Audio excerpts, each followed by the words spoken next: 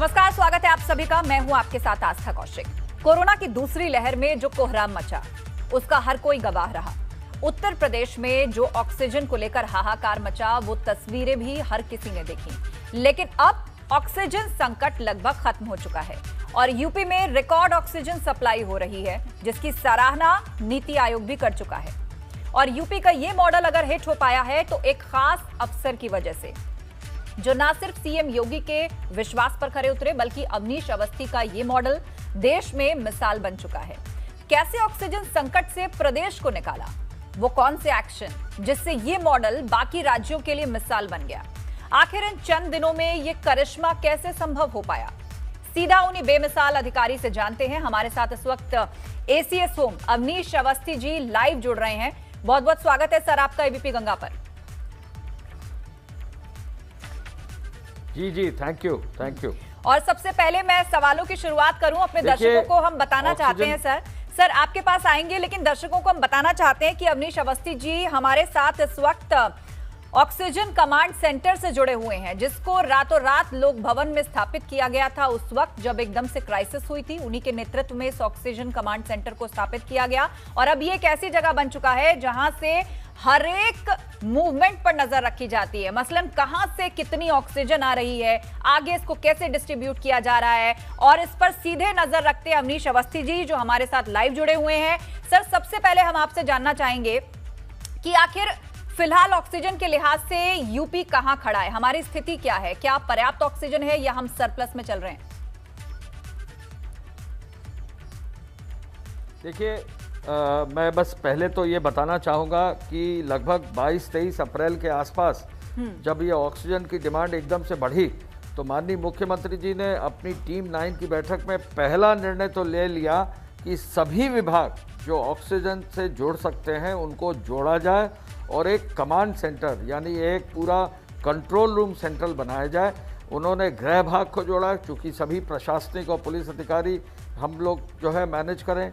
उन्होंने एफएसडीए को जोड़ा, जो पूरे ड्रग इंस्पेक्टर्स और हमारे पूरी टीम है ऑक्सीजन सप्लाई की, जो रिफिलर्स के माध्यम से पूरी व्यवस्था करती है, उसको जोड़ा। ट्रांसपोर्ट को जोड़ा, जहां पर हमारे टैंकर्स थे और जो टैंकर्स ऑक्सीजन के थे, साथ साथ आर्गन और नाइट्रोजन के टैंकर्स को कन्वर्ट कराया। और फिर मेडिकल डिपार्टमेंट और मेडिकल एजुकेशन डिपार्टमेंट को जोड़ा, जिनको हमें ऑक्सीजन देनी थी। तो ये सभी लोगों को जोड़कर एक कंट्रोल रूम हम लोगों ने बनाया है। और इस कंट्रोल रूम में पहली बार ऑक्सीजन का एक नया सॉफ्टवेयर हमने बनाया है, ऑक्सीजन कंट्रोल का, जहां हर टैंकर हमारे प्रदेश में जो ऑक्सीजन दे रहा है, एक समय पर कहाँ है, भरा है, खाली कर रहा है, भर रहा है, ये पूरी व्यवस्था हमने दी है। हम आज ये कह सकते हैं कि पिछले 6-7 दिन में लगभग 1000 टन ऑक्सीजन हमने प्रदान की है प्रदेश में। मुख्यमंत्री जी का आदेश है कि प्रदेश का कोई कोना ना हो जहां पर हमारे किसी भी अस्पताल में या अब होम आइसोलेशन में हमारा कोई भी ऐसा मरीज ना हो जिसको ऑक्सीजन की कमी हो सके। तो ये पूरा जो है उनका मार्गदर्शन था। ऑक्सीजन ट्रैकर सिस्टम हमने बनाया और साथ ही साथ इसके साथ साथ जो है हमने होम आइसोलेशन का भी एक सॉफ्टवेयर बनाया है, जिससे हर आदमी अपने लिए ऑक्सीजन की व्यवस्था दे सकता है। हम आपको दिखाना चाहेंगे कि देखिए, हमारे पास पहले जब हम लोगों ने काम शुरू किया था 22 अप्रैल को, तो मात्र 60-65 टैंकर्स थे। अब हम लोग लगभग 91 टैंकर्स, 100 टैंकर्स तक चले गए हैं और टैंकर की क्षमता हमने 1200 टन की टैंकर की क्षमता कर दी है। नेक्स्ट, अब आप देखिए, हम लोग ने इस कंट्रोल रूम के शुरू होने पर लगभग 500 टन, 530-38 टन, एक दिन जब टैंकर लौटने लगे तो फिर उस दिन कम हो गया, तो लगभग 400 से 500 टन देते थे। अब आप देखेंगे पिछले 6-7 दिन में हम 1000 टन दे रहे हैं। और ये हुआ कैसे? एक तो हरे रंग से आपने देखा टैंकर की सप्लाई बढ़ी, नीले रंग से देखा हमें रेल विभाग, रेल मंत्रालय का, हमें भारतीय रेल का पूरा सहयोग मिला, रेल से हमने सप्लाई किया। और हम ये भी बता दें कि हमको एयरफोर्स का यानी रक्षा मंत्रालय का भी सहयोग किया। तो केंद्र सरकार की हर एजेंसी, स्टेट गवर्नमेंट की हर एजेंसी का ये पूरा एक वो है, मुख्यमंत्री जी का मार्गदर्शन है कि हम लोग 1000 टन पर पहुंच गए। जी वाकई, और ये जो पूरा कमांड सेंटर है सर, बहुत ही डिटेल में आपने दर्शकों को दिखाया कि कैसे 24 घंटे यहाँ पे मॉनिटरिंग होती है। अब जी हमारा जो जी, अब ये देखिए, ये एक टैंकर हमने लिया है 7585, ये फील्ड टैंकर है और ये देखेंगे इसमें हरे रंग में है, तो फील्ड टैंकर हरे रंग में है, डिलीवरी पॉइंट कानपुर है और ये ड्राइवर का नंबर क्या है, ओनर का नंबर क्या है, ड्राइवर का नाम क्या है, इसमें लगभग 10 टन लोड है और ये रौड़केला से हमारे पास आया, यानी उड़ीसा से लेकर हम कानपुर तक ला रहे हैं और ये टैंकर बहुत जल्दी फिर कानपुर में पहुंचकर अपना जो है उतारेगा ऑक्सीजन को। तो ये एक बहुत मजबूत सिस्टम जो हम लोगों ने डेवलप किया है, ये महत्वपूर्ण है। हम एक तरफ जामनगर से उठा रहे हैं, हम एक तरफ रौड़केला से उतार रहे हैं, हम एक तरफ जो है बंगाल में हल्दिया और बरजोरा से उठा रहे हैं, बोकारो से उठा रहे हैं, जमशेदपुर से उठा रहे हैं, तो हर तरफ से हम ऑक्सीजन जो है अपने प्रदेश को उतार रहे हैं।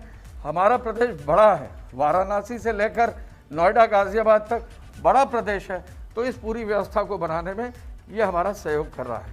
अब हम अगर आगे देखें, हमारा ये पूरा कंट्रोल रूम जो जैसे हमने इस्टेब्लिश किया, तो इसमें हमारे इतने बड़े सभी अधिकारी और हमारी एक टीम रोडेक कंसल्टेंट की है, लगी हुई है, तो ये टीम जो है पूरा काम कर रही है और एक एक जगह से कहाँ से हमको लाना है और कहाँ ले जाना है, ये पूरा काम हम कर रहे हैं। आप देखें, इसमें वाराणसी को 26 टन चाहिए, आजमगढ़ को लगभग 13 टन चाहिए, गोरखपुर को लगभग 22 टन चाहिए, बस्ती को 19 टन चाहिए। तो ये पहले मैप किया डिमांड का और फिर उसके बाद अलग अलग जगहों से कहाँ से हम लाएंगे, ये व्यवस्था हम लोग ने की है। हम लोग ने बोकारो, दुर्गापुर, बरजोरा, बर्नपुर, हल्दिया से लाए हैं, जामनगर से लाए हैं और बड़े बड़े सेंटर्स को हम लोग ने दिया है।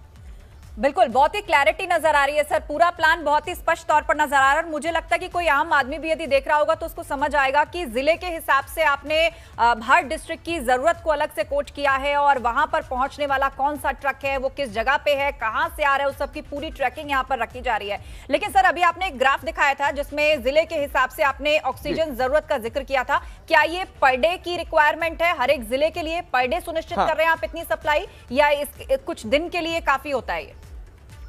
जी,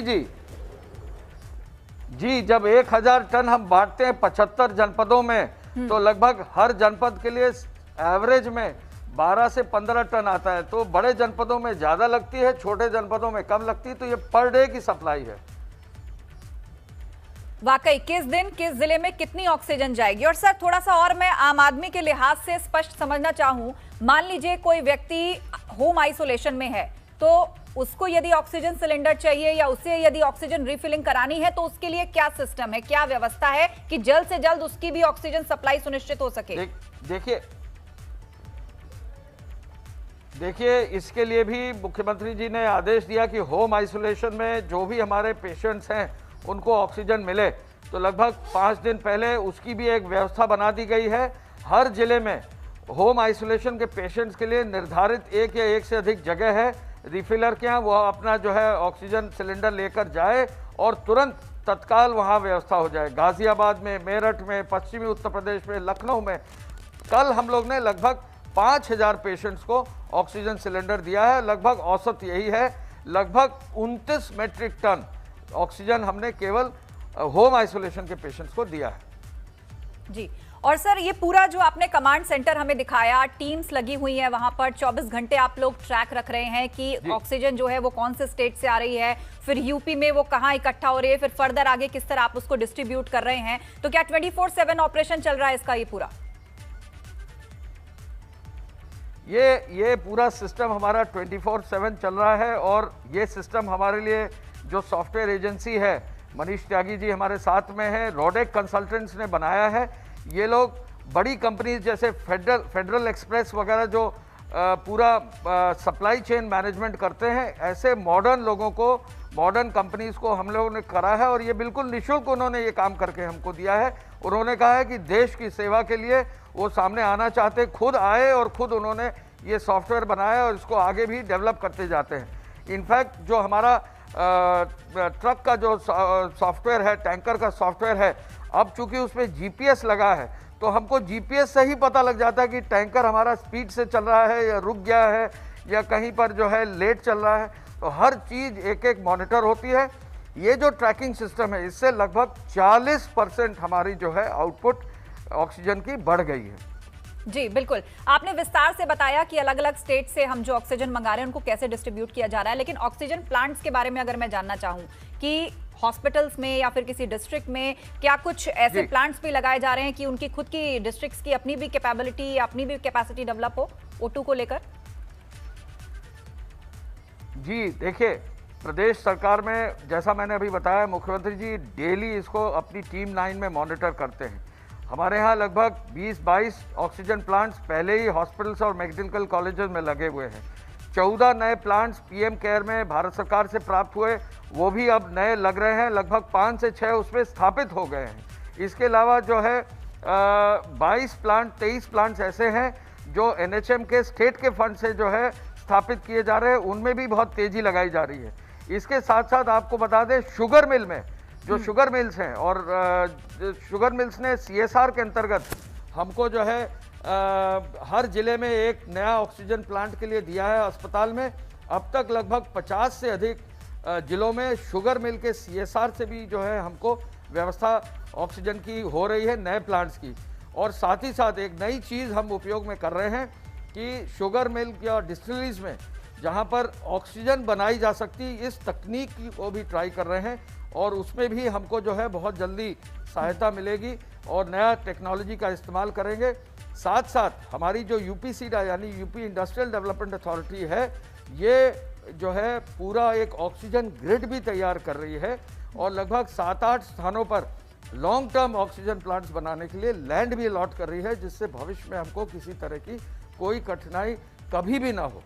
जी बिल्कुल, और हमारे दर्शक जो इस वक्त टीवी देख रहे होंगे कि कहीं ना कहीं एक सुरक्षा की भावना अब उनके अंदर जरूर जागनी चाहिए कि उत्तर प्रदेश में अब ऑक्सीजन की कमी नहीं है। इसके डिस्ट्रीब्यूशन का ध्यान रखा जा रहा है, अलग अलग राज्यों से टाइम टू टाइम इसको मंगवाया जा रहा है, लेटेस्ट टेक्नोलॉजी के माध्यम से टैंकर्स को ट्रैक किया जा रहा है, समय से डिलीवरी हो उसका ध्यान रखा जा रहा है। इस बीच सर ये भी आपसे जानना चाहेंगे कि कौन कौन से राज्यों से हम ऑक्सीजन मंगा रहे हैं और उत्तर प्रदेश की कुल जरूरत कितने मीट्रिक टन की है?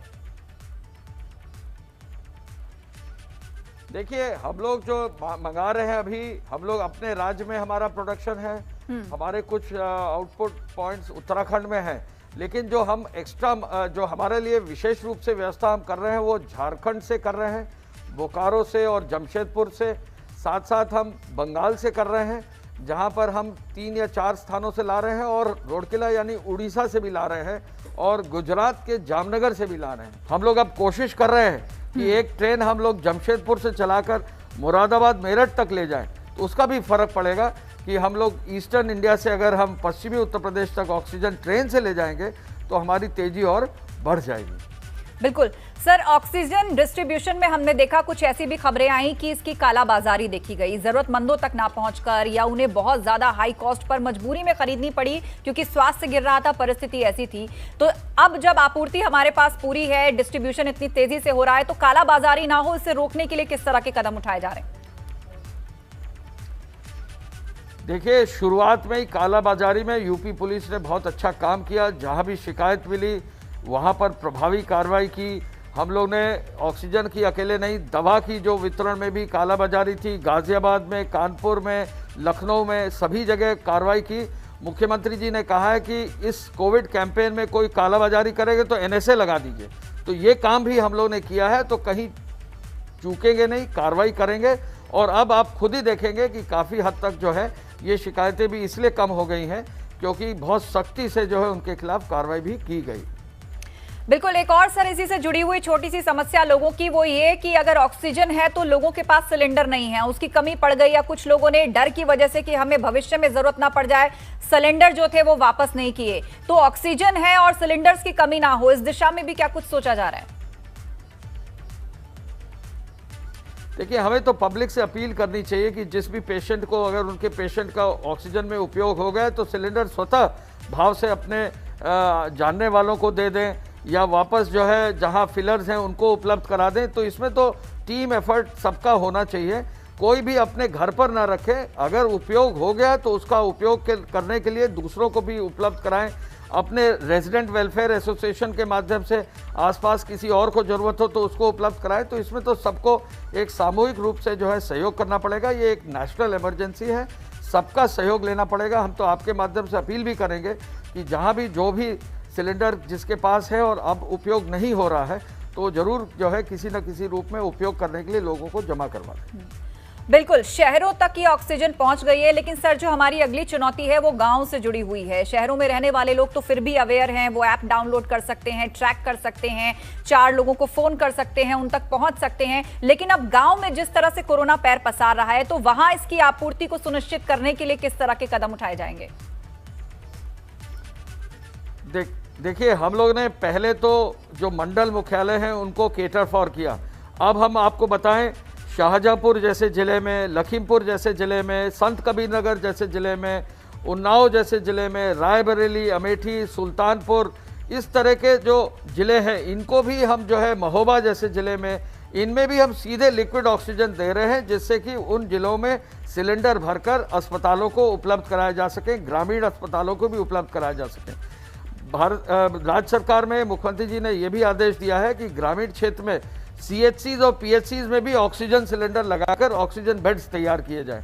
उनके लिए सेल्फ जनरेशन प्लांट्स और ऑक्सीजन कॉन्सेंट्रेटर्स भी जो है प्रत्येक जनपद में अस्पतालों को दिए गए हैं। बड़ी मात्रा में ऑक्सीजन कॉन्सेंट्रेटर्स छोटे छोटे अस्पतालों में, सरकारी अस्पतालों में लगाए जा रहे हैं। ऑक्सीजन की कमी ग्रामीण क्षेत्र में भी नहीं होगी।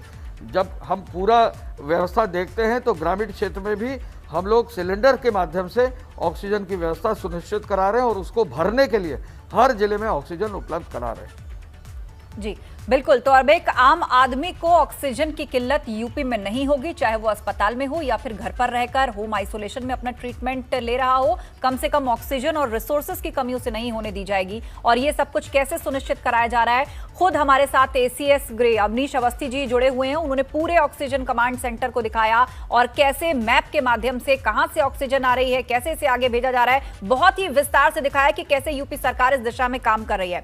सर, अगला सवाल उन लोगों के लिए जो होम आइसोलेशन के अंदर हैं। कई बार क्या होता है कि पूरे परिवार को एक साथ कोरोना अपनी चपेट में ले लेता है और कह लीजिए कोई भागदौड़ करने वाला या अरेंज करने वाला कोई नहीं होता। ऐसे में यदि किसी को अचानक आपातकालीन ऑक्सीजन की जरूरत हो जाए तो कैसे पहुंचेगा उस तक ये सब?